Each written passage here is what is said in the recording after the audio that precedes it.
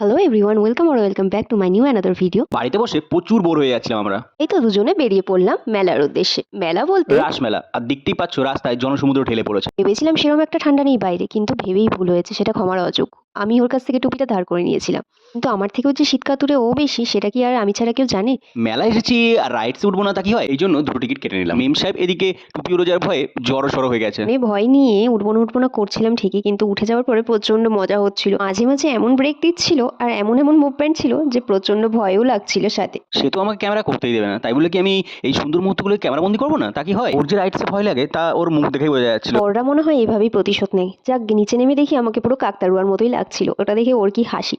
এই মেলায় হঠাৎই একটা স্টল চোখে পড়লো, সেখানে প্রচুর ক্রাউড ছিল, আর এটা হলো মথুরা কেক। যদিও এই কেক খাইনি, কিন্তু এগ রোল নিয়েছিলাম, চিপস গুলো নিয়ে মেকআপের জন্য এই হেয়ার বেলটা নিয়ে এসেছিলাম। তারপর একটু বেস্ট ফ্রেন্ডের সঙ্গে গল্পসপ্প করে রাতের বেলা ফ্রাইড রাইস আর চিকেন বানিয়েছিলাম। কথায় আছে না, যা শেষ ভালো তার সব ভালো। টাটা।